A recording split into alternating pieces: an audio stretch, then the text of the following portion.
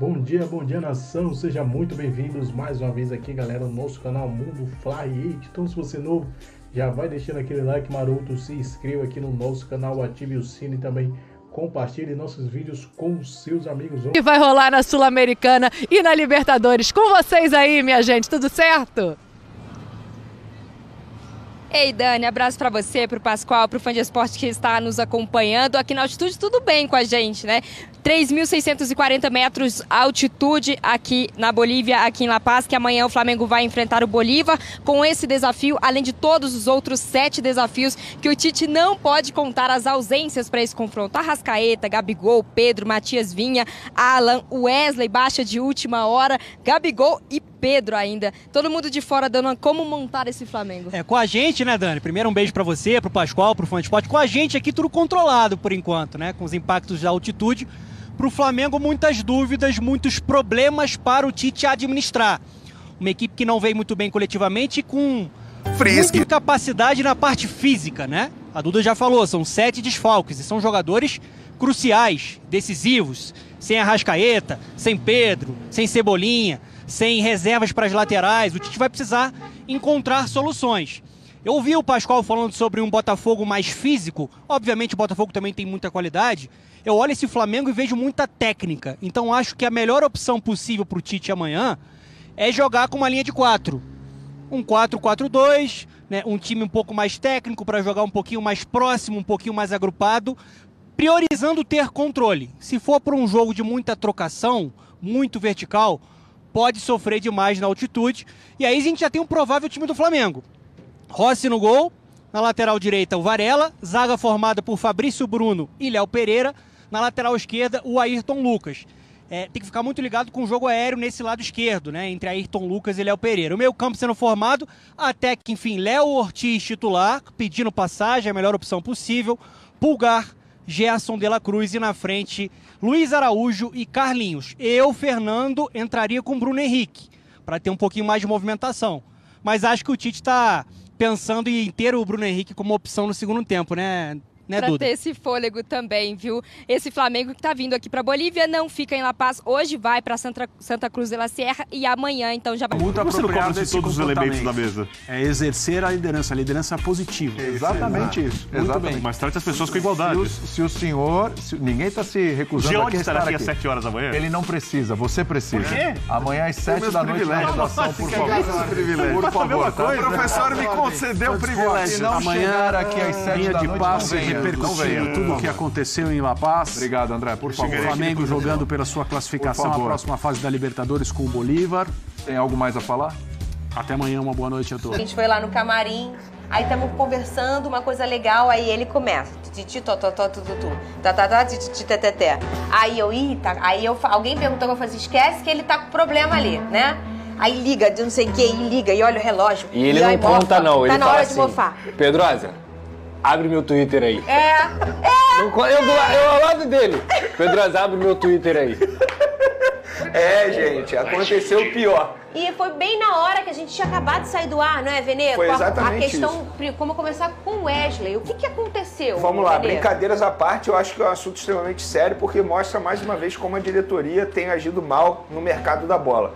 Depois de não conseguir algumas contratações, a diretoria simplesmente dá um mole danado e perde uma das melhores negociações da história do Flamengo. Por que a diretoria? A diretoria, vamos lá, a todo momento na negociação com a Atalanta para vender o Wesley, a diretoria do Flamengo não estava tendo uma postura, na visão da Atalanta, correta. Uma postura até mesmo soberba na visão deles. O Flamengo demorava a responder e-mail, demorava a responder as mensagens também pelo WhatsApp.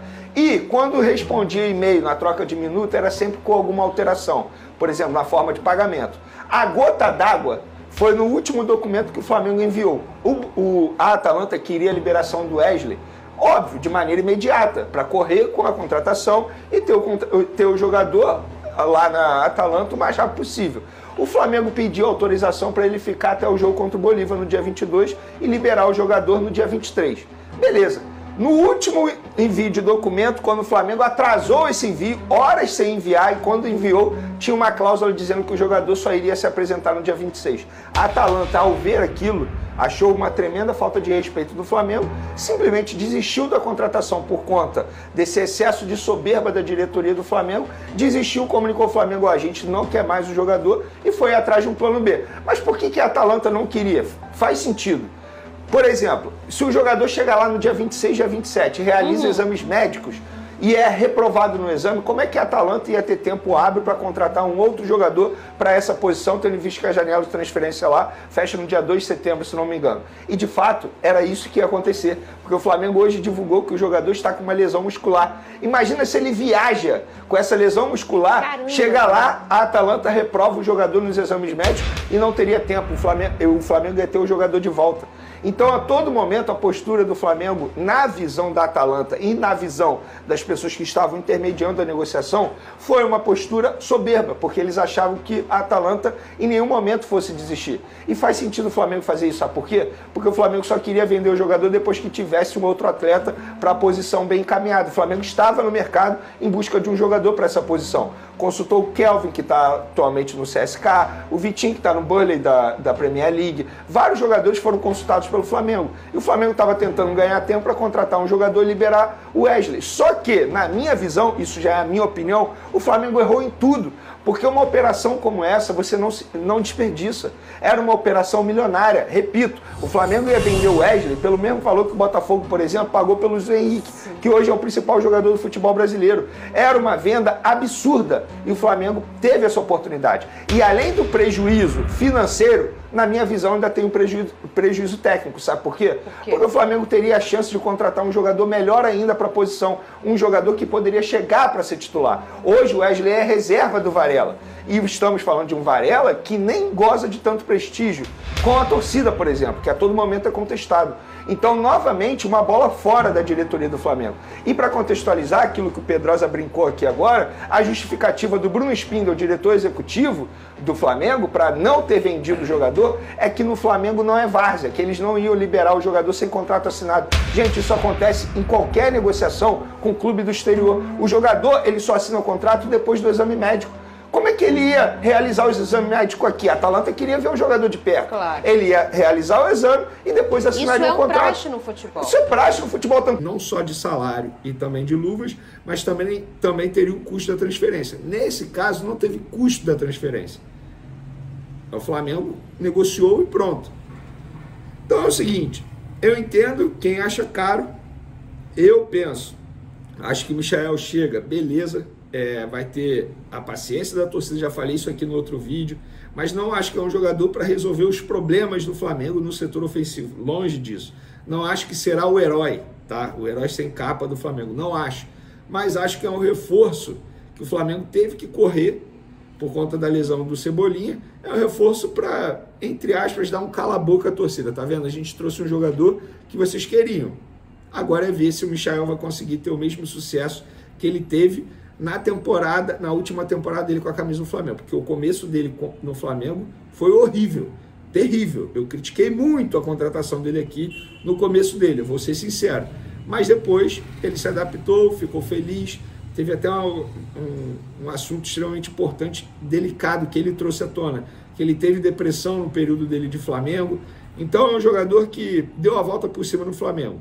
Espero que agora chegue e jogue bem. E não só o Michael vai chegar, o Flamengo está tentando a contratação de Carlos Alcaraz, um jogador que inicialmente o Southampton topou vender para o Flamengo por 18 milhões de euros, depois voltou atrás e pediu 25 ou o envolvimento de jogadores na negociação, Vitor Hugo ou o zagueiro Iago, que é destaque do Sub-20. O Flamengo no primeiro momento não topou, mas agora, pela urgência da situação, o Flamengo topa envolver o meia Vitor Hugo e pagar 18 milhões de euros, o que mostra mais um erro da diretoria do Flamengo, porque recentemente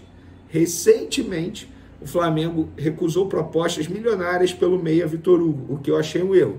E agora está estudando a possibilidade de envolver o jogador nessa negociação para contratar Carlos Alcaraz junto ao Southampton, jogador de 21 anos, meia, que faz várias funções no meio de campo. Mas, tá vendo qual foi o erro da diretoria? Foi não ter vendido o Vitor Hugo anteriormente, poderia ter vendido. Agora quer pagar 18 mais o Vitor Hugo pelo meia Carlos Alcaraz do Southampton. E aí eu quero saber de vocês gostam desse nome? Aprovariam a chegada desse jogador? Podem opinar à vontade. Outra coisa, vamos para outro assunto aqui, galera. O Wesley, pois é. Ah, meu Deus, o Wesley está lesionado. No fim das contas, a Atalanta estava certa. Imagina se a Atalanta topa aquilo que o Flamengo quis mudar em cima da hora e aceitar receber o jogador apenas depois do dia 25. Aí o jogador chega lá lesionado, não é aprovado nos exames médicos, é devolvido ao Flamengo e a Atalanta também não iria ter tempo para contratar um outro jogador para a posição. Porque o Wesley está lesionado. O Flamengo divulgou isso nas redes sociais, ele está com uma lesão na coxa, uma lesão muscular, o que eu pude apurar que é uma lesão leve, pelo menos é isso, deve ficar aí cerca de 10 dias longe dos gramados, mas está lesionado. E a Atalanta poderia muito bem reprovar esse jogador nos exames médicos. No fim de camisas, sendo que o segundo que mais vendeu no continente, ficando atrás do América, enquanto o Flamengo ganhou por camisa. Atila, vou atrás dessa informação. Deixa eu mandar uma mensagem para o Gustavo Oliveira, que é o vice de marketing. Gustavo, boa noite. Tudo em ordem por aí? Verdade que o Flamengo vendeu mais de 1 milhão de camisas? Vamos ver o que ele responde, eu já aponto para vocês, tá? Só sobre... Nação, ficamos por aqui. Esse foi mais um vídeo aqui do nosso canal Mundo Fly 8. Se você é novo, galera, podendo ajudar, deixe seu like, se inscreva e ative o sino.